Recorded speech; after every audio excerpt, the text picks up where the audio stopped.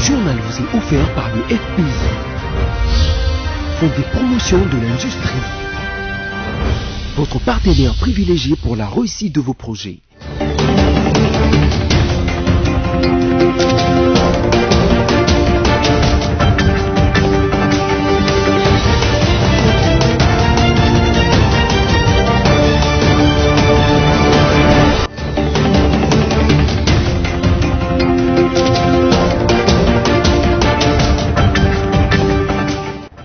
Mesdames et messieurs, bienvenue sur BSC Télévision.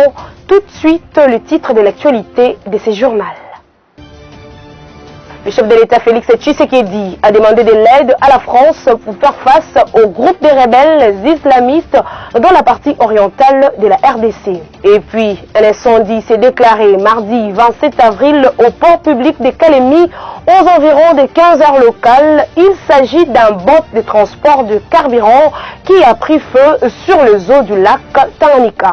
Un peu contre toute attente, le TP Mazembe s'impose ce mercredi 28 avril devant Sangabalende au stade Kachala, Bonzola à Mbujimaï. Incident dans ces matchs, les joueurs du TP Mazembe ont dû quitter le stade dans un véhicule militaire. Le chef de l'État Félix Tshisekedi a demandé de l'aide à la France pour faire face au groupe des rebelles islamistes dans la partie orientale de la RDC. C'était lors d'une visite à son homologue Emmanuel Macron le mardi 27 avril 2021 à Paris, alors qu'il échangeait avec ces derniers. Suivez. La République démocratique du Congo demande l'aide de la France pour lutter contre les massacres qui se perpètrent à l'est du pays. Depuis quelques jours, en séjour à Paris, Félix Tshisekedi a échangé avec son homologue Emmanuel Macron le mardi 27 avril, sollicitant l'appui de la France pour faire face à l'insécurité créée par un groupe des islamistes actifs dans la partie orientale de la RDC. Je suis plus que jamais déterminé à l'éradiquer et je compte sur les soutiens de la France, a-t-il par ailleurs ajouté. Il fait également référence aux miliciens des forces démocratiques alliées à ADEF, considérés comme les groupes armés les plus violents qui terrorisent ces coins du pays. D'après les experts du baromètre sécuritaire du Kivu, ces présumés ADEF ont tué 1842 civils depuis avril 2017. La Suède compte doubler son aide financière à la République démocratique du Congo pour 2 ans. C'est ce qu'a dit l'ambassadeur suédois Abati Lukwebo, président du Sénat congolais, le mardi dernier. Bonjour, oui, on a parlé des longues relations entre nos deux pays, entre la Suède et la RDC, qui date depuis la fin du 19e siècle, en fait, avec l'arrivée au Congo des premiers missionnaires suédois. On est là aussi depuis 1960 et bien des années avant, comme je viens de le dire. Et on a parlé aussi de la présence, de la longue présence en RDC de la Suède, à travers entre autres les Nations Unies, à travers aussi le feu secrétaire général M. Dag Hammarskjöld, et on commémorera en septembre prochain le 60e anniversaire de son décès. Mais on a aussi parlé des activités présentes de la Suède ici en RDC. Je viens d'annoncer au président du Sénat, M. Bhatti, que le gouvernement en décembre dernier a pris une décision sur une nouvelle stratégie de coopération au développement ici en RDC, et qu'on va doubler alors en 2 ans notre aide financière à la RDC pour nos activités ici en RDC. Au Sénat, une plénière est convoquée pour ce jeudi 29 avril à 10h pour examiner la proposition de loi sur la transplantation d'organes, des tissus et des cellules du corps humain. Cette proposition est l'initiative du sénateur Katumba Lufunda. Nous y reviendrons. Nouveau gouvernement, le docteur Jean-Jacques Mbongani a pris les commandes du ministère de la Santé ce mardi 27 avril 2021. Ce, après la remise et reprise intervenue entre lui et le docteur Eteni Longondo à l'hôtel du gouvernement à Kinshasa en République démocratique du Congo. Christelle Guenda.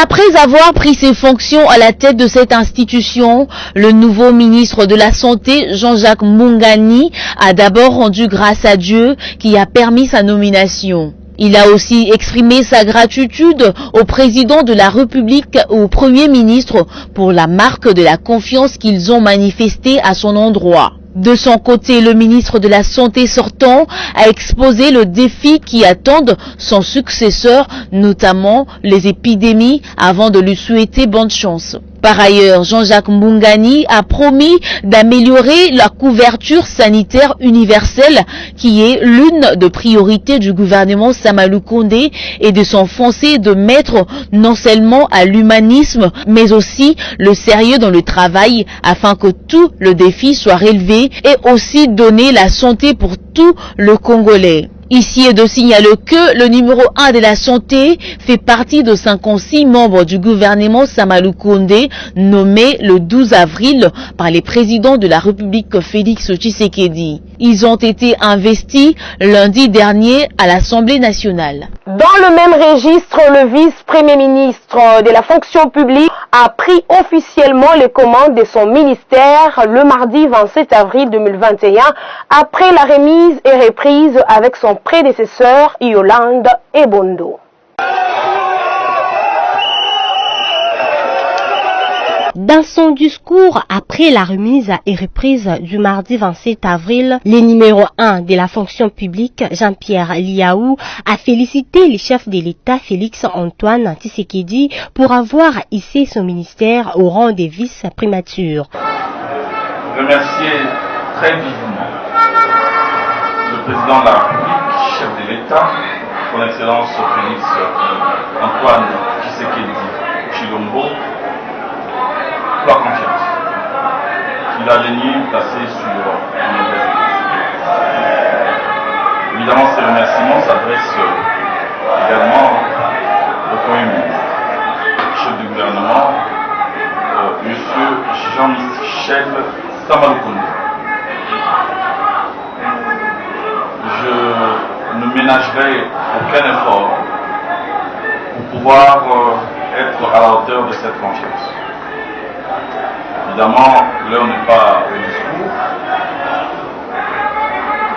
l'heure est à l'action.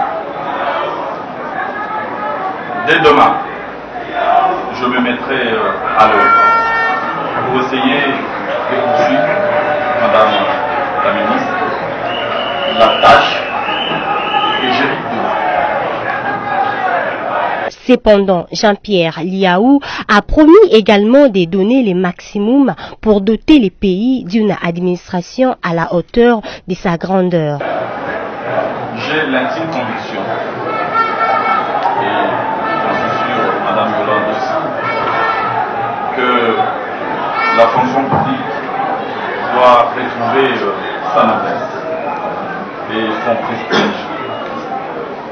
Les réformes visant la modernisation de l'administration publique en général seront poursuivies. Le rajeunissement de l'administration sera une priorité. Cela est allié évidemment, comme vous l'avez indiqué, avec la politique de mise à la retraite digne des hommes et des femmes qui ont rendu vraiment des loyaux services à notre pays. Nous allons nous battre pour l'amélioration des conditions de travail et de rémunération des cadres et agents de la fonction publique.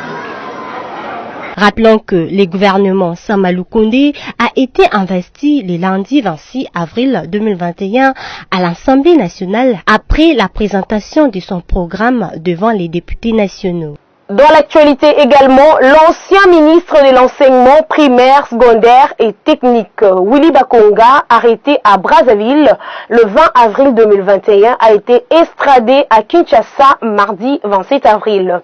À son arrivée au beach Ngobila, il a été conduit au parquet près de la cour des cassations. Alice Kabangou signe ce reportage. Le ministre sortant de l'enseignement primaire, secondaire et technique, Willy Bakonga, arrêté à Brazzaville alors qu'il tentait de se rendre discrètement en France, a été extradé mardi 27 avril en République démocratique du Congo, où une information judiciaire a été ouverte contre lui. Accusé de détournement de fonds destinés à soutenir la gratuité de l'enseignement, l'ancien ministre de l'EPST est visé par un mandat de comparution depuis le 16 avril. D'après le président de l'association congolaise pour l'accès à la justice ACAJ, Georges Kapiamba, Willy Bakonga aurait été en possession d'une somme de 2 millions de dollars américains liquides. Les injures publiques à l'endroit des éléments de la police ainsi que toute forme de menace exacerbe la police nationale congolaise, raison pour laquelle le général Sylvano Kasongo, commissaire provincial, a annoncé le dépôt d'une plainte ce mercredi. Images et commentaires.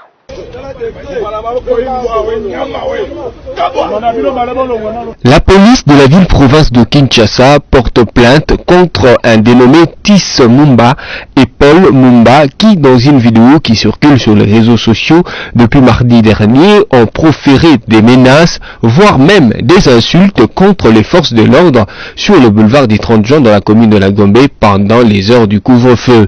C'est le commissaire divisionnaire adjoint à le général Sylvano Kasongo Kitenge, chef de la police de Kinshasa, qui l'a personnellement annoncé le mardi 27 avril 2021 dans un forum WhatsApp axé essentiellement sur les questions sécuritaires. Pour rappel, dans ces images qui s'est largement répandues sur les réseaux sociaux, ceux qui sont identifiés comme Tis Mumba et Paul Mumba, notamment par ACAJ, ont violemment proféré des injures contre les policiers. L'un d'entre eux a même bousculé un élément des forces de l'ordre. Parlons de la situation épidémiologique de la Covid-19 en République démocratique du Congo. Pour la journée du mardi 27 avril, 67 nouveaux cas ont été confirmés, dont 23 à Kinshasa, l'épicentre de la maladie, 19 au Congo central, 19 au Nord Kivu, 15 dans le Haut-Katanga et 1 en Ituri, indique le comité multisectoriel de la lutte contre le coronavirus. Christelle Genda signe encore ce reportage. 242 échantillons ont été testés au total. 16 nouvelles personnes sont sorties guéries de centres de traitement de la Covid-19 et du lot de personnes suivies à domicile, tous à Kinshasa. Par ailleurs, 3 nouveaux décès de cas confirmés ont été également rapportés dans la province du Nord Kivu. Rappelons que, depuis les débuts de l'épidémie déclarée le 10 mars 2020, le cumul de cas est de 29 768, dont un cas probable. Dans l'ensemble, il y a eu 767 décès, 26 172 personnes guéries et 23 provinces touchées sur le 26 que compte la République démocratique du Congo. Un incendie s'est déclaré mardi 27 avril au port public de Kalemi, aux environs de 15 heures locales. Il s'agit d'un bot de transport de carburant qui a pris feu sur les eaux du lac Tanganyika. La déclaration de cet incendie serait due à l'échauffement pendant que le capitaine et son coéquipier transfusaient au même moment de l'huile et de l'essence dans le moteur. Suivez. L'incendie s'est déclaré ce mardi 27 avril au port public de Kalemi, aux environs des 15 heures locales. Il s'agit d'un bot de transport des carburants qui a pris feu sur les eaux du lac Tanganyika.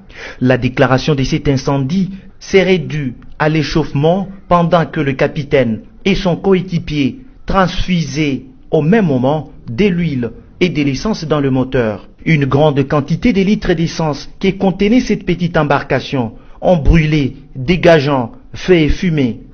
Le capitaine, animé par une bravoure incalculable, a réussi d'éloigner le bot qui brûlait déjà des autres unités flottantes qui étaient tout autour en coupant la corde. Mais ce dernier et son équipage ont été gravement brûlés et très vite conduits à l'hôpital général de référence de Kalemi pour des soins appropriés. Se trouvant sur le lieu, le commissaire maritime Jean Kiato du BF supérieur a tenté de nous décrire les faits. On a eu l'information au travers mes agents qui sont piqués au port et me diront que non, il y a une embarcation à carburant qui est enflammée. Il y a eu feu À partir de là, nous sommes descendus vite voir qu'est-ce qui se passe. À bord de cette petite embarcation, il y a eu les gérants, les gardiens de l'embarcation. Il y en avait eu deux.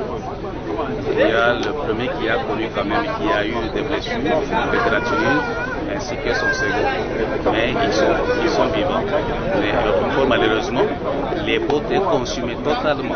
Il y avait du carburant à l'intérieur.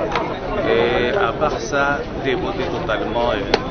Et nous rendons grâce à Dieu parce que les ports est tellement surchargé. Les ports n'ont pas de capacité pour distinguer où sont les bottes, où sont les bateaux pétroliers. Nous devrions avoir à Kalemi ici, nous devrions avoir plus ou moins 4 quais. Aussitôt informés par le gouverneur de province Zoé Kabila, les ministres provinciaux Jean-Pierre Kitwanga Nyembo, Dieudonné Kamona Yumba et Kitenge Chamugea Fidèle se sont à la seconde dépêchés au port de Kalemi pour constater la situation. Sur place, le porte-parole du gouvernement a dans son message devant la presse affirmé la construction des quais supplémentaires afin d'éviter ce genre de catastrophe. Je crois que vous êtes au courant de tout ce qu'on est en train de faire, tout ce que le gouvernement est en train de faire. Il y a beaucoup d'embarcations ici. La quai n'a plus de place. Et il y a un projet pour la construction des équipes. Dernièrement, mon collègue était à Kinshasa, là où il a participé à la signature des conventions entre le gouvernement provincial et le FPI. Alors, au moment où je vous parle, on est en train de se préparer pour commencer les travaux. Mais entre-temps, nous devons sécuriser notre port. Nous devons sécuriser notre quai. C'est ce qu'on est en train de faire pour le moment. Les bottes qui brûlaient en plein lac a pris les larges. Le gouverneur intérimaire de la province du Kasaï oriental, Jeannette Longa Moussouamba, a conduit la délégation du Fonds de promotion de l'industrie FPI à la visite des 4 des 8 infrastructures de base à réhabiliter dans le cadre du programme présidentiel accéléré de lutte contre la pauvreté et de réduction des inégalités. Sous un soleil de plomb, la délégation des officiels conduite par le gouverneur ad intérim est partie du gouvernorat des provinces pour les complexes scolaires du 4 janvier, situé le long du boulevard Laurent-Désiré Kabila, première étape de la tournée. Ici, Jeannette Longa Moussouamba, accompagnée du directeur adjoint en charge d'études au Fonds de promotion de l'industrie FPI, François Mpouila, a visité symboliquement des salles de classe de cet établissement scolaire parmi les 4 retenus pour la réhabilitation dans le cadre du programme présidentiel accéléré pour la lutte contre la pauvreté et la réduction des inégalités. Ensuite, le cortège s'est rendu à l'Institut Kalenda Modichi, une des écoles de formation du président de la République, Félix Tshisekedi. L'autorité provinciale a eu droit à un bain de foule des élèves et enseignants dont la gratitude a été exprimée par les préfets, l'abbé Désiré Mpumbulula, qui attend impatiemment la réalisation du programme. Les ovations les plus chaleureuses sont venues à l'hôpital général de référence de Djipumba, où la délégation s'est rendue compte de la disponibilité des locaux devant servir des bureaux du programme national de transfusion sanguine. Parmi les autres structures sanitaires retenues dans le cadre de ces programmes présidentiels, il y a l'hôpital général de référence Saint-Jean-Baptiste de Cancélé, où la délégation a visité quelques services organisés pour avoir une idée de l'ampleur des travaux qui seront exécutés, a déclaré le directeur adjoint François Mpouila. La première chose, nous voulons dire merci à son Excellence, Monsieur le Président de la République, qui a enrôlé le Fonds de promotion de l'industrie dans le programme présidentiel accéléré de lutte contre la pauvreté et réduction des inégalités. Ce que nous sommes en train de faire ici, c'est pour arriver à réduire les inégalités au niveau de la population de la RDC. Si nous sommes là, nous voulons travailler sur un autre volet de ce programme présidentiel qui consiste à réhabiliter les infrastructures sanitaires, les infrastructures éducatives qui existent. C'est ce qui a justifié cette ronde. Nous étions en train de présenter à l'autorité provinciale les unités qui sont retenues et qui vont voir dans les jours qui viennent leur réhabilitation. Pour la première phase, nous avions pour la province du Kasaï oriental retenu 4 unités sanitaires, à savoir l'hôpital de référence de Kansele, l'hôpital de la Mouya, l'hôpital de référence de Chilundu et l'unité de transfusion sanguine là où nous sommes. Nous avons 4 installations éducatives. Nous avons l'épée du 4 janvier ou du 20 mai aussi. Nous avons l'Institut Kalenda Moudiché, école primaire et secondaire. Nous avons l'Institut d'Itamanisha, les secondaires et les primaires. Et nous avons l'Institut Tabalaï de Mérode. Voilà ce qui justifie notre présence. Et nous avions voulu que l'autorité provinciale qui présente la province qui est bénéficiaire de ces ouvrages les voie avant que nous puissions commencer les travaux. Oui, je crois que vous avez vu avec moi les 2 écoles plus les 2 centres de santé. FPI est venu pour ça et nous l'attendons parce qu'ils travaillent dans des conditions très difficiles et nous, province, nous sommes là pour pouvoir les aider.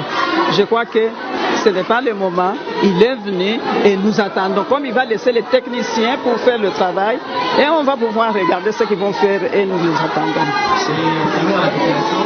Bon, la population est-kassaïenne, c'est de suivre ce que FPI a ramené. C'est sous la demande du chef de l'État. Il est avec nous. Nous allons pouvoir les aider, accompagner et faire... Toujours en sport, un peu contre toute attente, le TP Mazembe s'impose ce mercredi 28 avril devant Sangabalende au stade de Kachala en Mbujimaï. Le but de Carwo Louchoua est arrivé au bout du temps additionnel par Thomas Oulimwengu.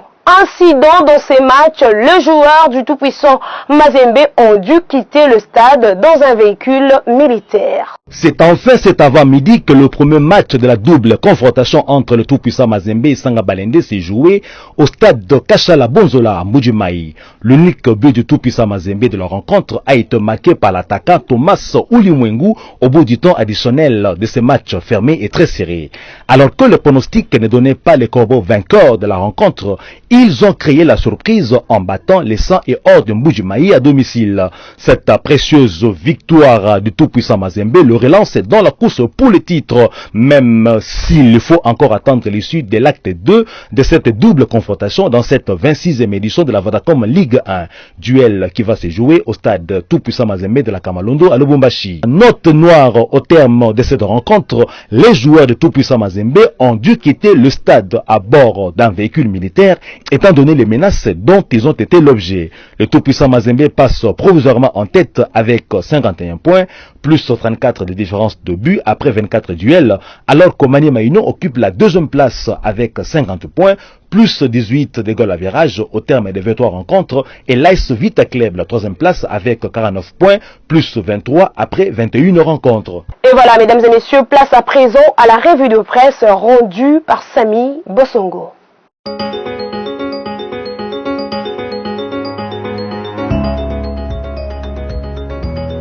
Bonjour, la page de la revue de presse de ce mercredi 28 avril 2021 s'ouvre avec 7 sous 7.cd qui s'est intéressé au conflit dans les hauts plateaux d'Uvira et Fizi, où l'armée réaffirme son impartialité dans la traque de groupes rebelles d'appartenance communautaire. Dans ce sujet, le site relaie les propos du capitaine Dieudonné Kassereka, porte-parole de l'armée secteur opérationnel Soukolade au Sud Kivu, le mardi 27 avril 2021 dans une communication faite à la presse locale à Bukavu, durant laquelle il a déclaré, nous citons, depuis le mois de mars-avril 2021, les violences de groupes armés communautaires les uns contre les autres se sont multipliées. Chaque groupe armé prétend défendre sa communauté et d'autres s'attaquent aux positions de l'armée loyale. Bien que certaines communautés ne reconnaissent pas les efforts fournis par les militaires, l'armée reste impartiale et continue de traquer tous les groupes armés locaux et étrangers évoluant dans cette zone. Actualité.cd a communiqué sur l'interpellation des propos d'Albert Youma, président national de la Fédération des entreprises du Congo FEC, aux opérateurs tant économiques que politiques, sous le titre Il faut que les gens apprennent que les mines sont épuisables et qu'il faut maintenant aller dans le secteur de la transformation. Actualité.cd cite Albert Youma qui a déclaré, nous citons, nous avons demandé à nos membres d'avoir 2 projets à impact pour la province pour lesquels la FEC, accompagnée de certains bailleurs, amènerait le financement en insistant sur les projets agro-industriels parce qu'il faut que les gens apprennent que les mines sont épuisables et qu'il faut maintenant aller dans le secteur de la transformation, surtout que notre pays a signé à l'accord de la zone de libre-échange africain. Il faut avoir les produits à vendre et à échanger. Fin de citation. C'est après l'audience accordée lundi 28 avril par le vice-gouverneur du Haut-Katanga, Jean-Claude de Kamfoua Kimimba. RDC, 12 décès sur 136 cas de la fièvre typhoïde à Popo Kabaka en 2 mois. C'est ce qu'a titré radiocapi.net.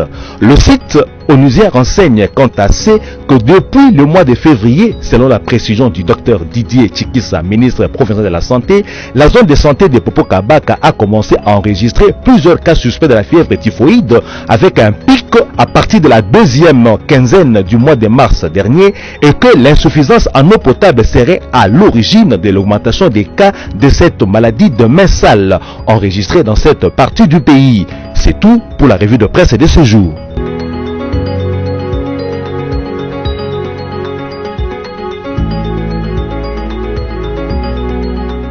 Si vous nous avez pris en cours de diffusion, voici les rappels de principaux titres. Le chef de l'État Félix Tshisekedi a demandé de l'aide à la France pour faire face au groupe de rebelles islamistes dans la partie orientale de la RDC. Et puis, un incendie s'est déclaré mardi 27 avril au port public de Kalemi aux environs de 15 heures locales. Il s'agit d'un bot de transport de carburant qui a pris feu sur les eaux du lac Tanganyika. Un peu contre toute attente, le TP Mazembe s'impose ce mercredi 28 avril devant Sangabalende au stade Kachala, Bonzola à Mbujimaï. Incident dans ces matchs, les joueurs du TP Mazembe ont dû quitter le stade dans un véhicule militaire.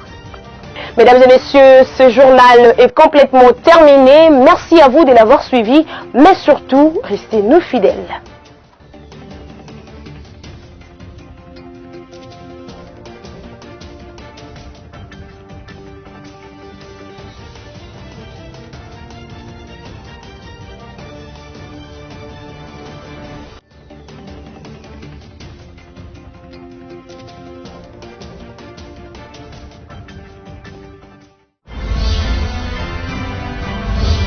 Ce journal vous a été offert par le FPI, Fonds des promotions de l'industrie, votre partenaire privilégié pour la réussite de vos projets.